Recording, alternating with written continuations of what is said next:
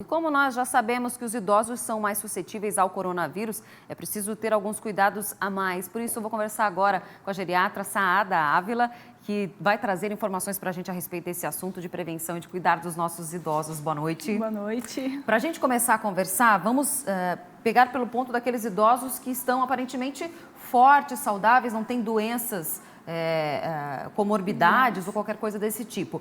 Esses idosos também são tão vulneráveis quanto os outros, doutora? Claro que quanto mais comorbidades o paciente tem, mais suscetível ele fica às infecções, não só ao coronavírus, como outras infecções também, né?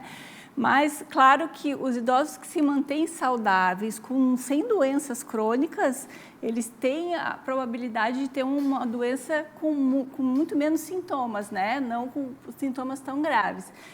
Mas todos, independente da idade, têm que se manter saudáveis e têm que estar atento às medidas de prevenção.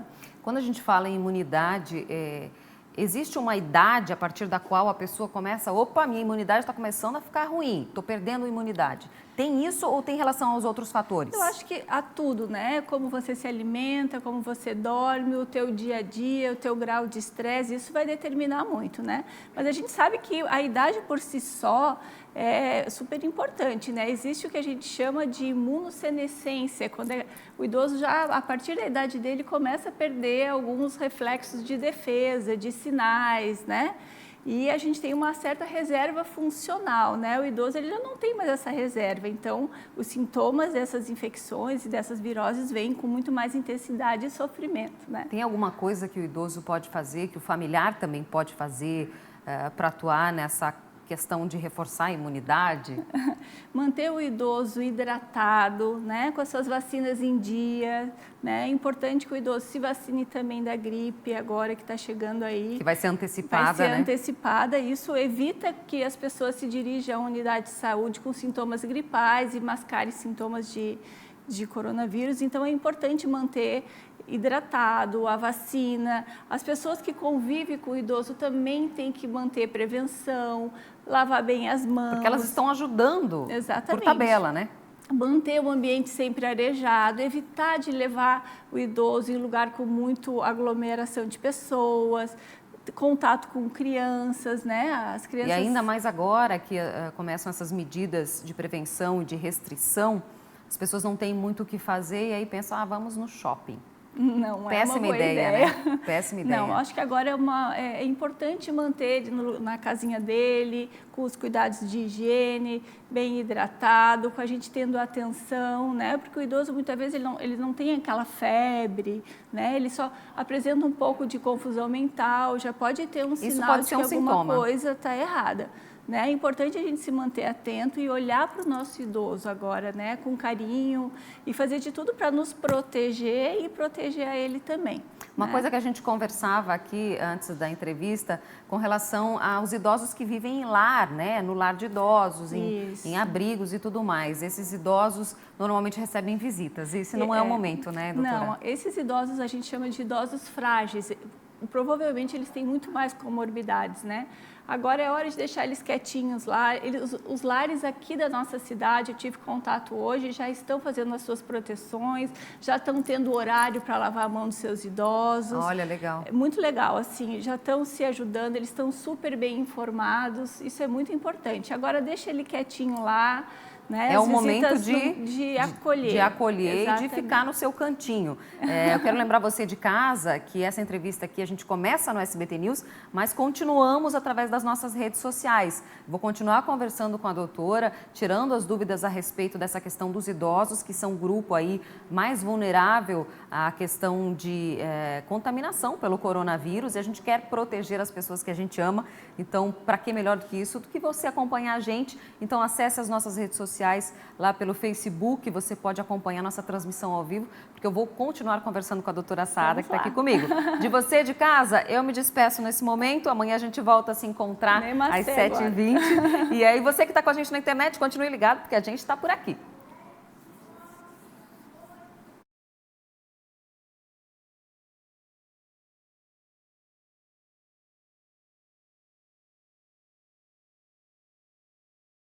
Pronto.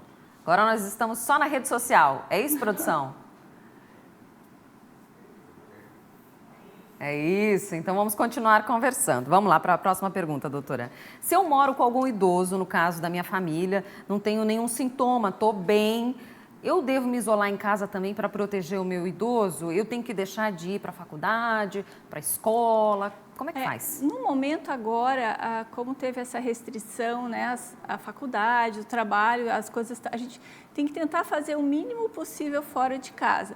Mas esse idoso vai precisar de uma alimentação, ele vai querer que tenha em casa uma fruta, uma verdura, as comidas. Então, eu acho que essa é a tua parte, de manter toda a assistência para que esse idoso não precise sair do seu domicílio, né? Muitas vezes, doutora, até pensando sobre esse assunto, eu sei que tem idosos que se sentem bem, mas tem fatores aí que podem agravar a situação de saúde. E aí, quer passear, e a gente sabe que tem todo um trato com os idosos que a gente tem que ter. Como convencer o nosso idoso de ficar em casa? Tem alguma técnica, alguma estratégia? Eu acho que assim, claro que a gente sabe que o idoso doente, isso compromete toda a família, assim, né? Com certeza. Isso cessa, as pessoas têm que dar toda a atenção. Eu acho que se ele quiser sair, dar uma volta em lugares, né, mais arejados, né? Mas, no momento, essas próximas 2 semanas, eu acho que ninguém vai ficar muito triste de ficar um pouquinho em casa. É tão pouco tempo, Eles né? bem que gostam de ficar num sofá. E sendo paparicados. Exatamente. Né? Faz parte também. E aí tem uma outra situação que também é preocupante, que eu imagino que as pessoas aí que têm idosos em casa, ou os próprios idosos acabem se preocupando, é que algumas pessoas que têm sintoma de gripe têm o hábito de começar a se medicar, como fazer uso de paracetamol ou mesmo ibuprofeno. Essa medida é uma boa medida nesse momento, se tratando de uma situação... A gente sabe que a automedicação não é bom nunca, né? Mas se tratando especialmente dessa situação em que é um vírus que a gente ainda não conhece por completo.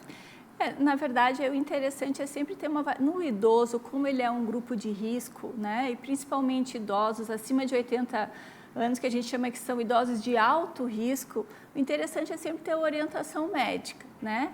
A orientação da Sociedade Brasileira de Geriatria é que esses idosos sejam atendidos no domicílio. Então, tu entra em contato com o seu médico particular, né? Ou com o médico da unidade de saúde, e esse idoso pode ser atendido no domicílio também. A gente está vendo aí várias medidas, né, de alô, saúde. Tem aqui em Floripa agora, foi lançado legal. hoje, Isso, inclusive. o idoso não precisa sair da sua casa, ele não precisa se expor até a unidade de saúde. Então, o ideal é que ele seja atendido em casa, medicado em casa.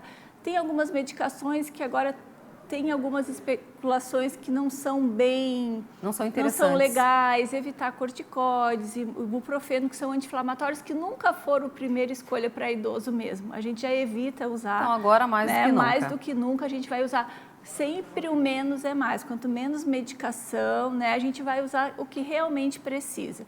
E se precisar de alguma coisa um pouco mais potente a nível hospitalar, o médico vai fazer uma boa escolha lá na hora e vai avaliar risco-benefício. É legal a gente reforçar essa questão de não ir às unidades de saúde caso comece algum sintoma, né? Isso, eu acho que vamos observar como que esses sintomas vão evoluir. Claro que você veja que tem os sintomas mais, que é uma febre alta, uma tosse intensa, uma fadiga, né, uma alteração de comportamento. Aí esses são sinais de alerta importante, onde o sistema de saúde vai ter que intervir. A ideia é que acima de 60 anos, doutora, a gente já tem essa atenção especial. Com certeza, acima de 60 anos.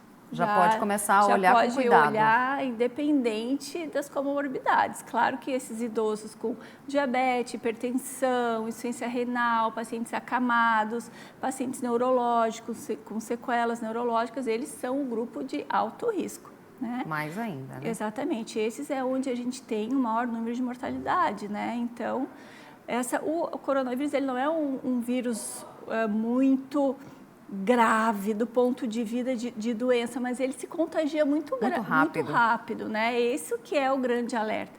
E essas medidas todas estão sendo feitas para evitar essa contaminação em pico, que leve todo mundo para um hospital e aí a gente não vai dar conta. Não vai dar conta de tratar todo mundo. Então, é muito interessante, assim, a gente nunca viu uma mobilização tão grande. É verdade.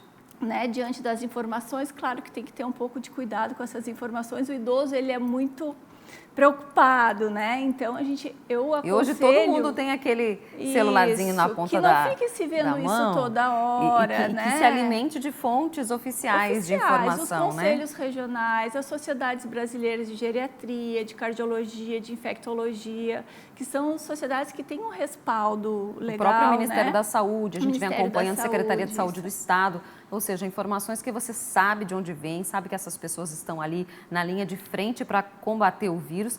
Deixa eu pedir para o pessoal aí da produção um telão que a gente tenha uma arte para a gente relembrar as medidas de proteção que você pode ter em casa. Vamos lá.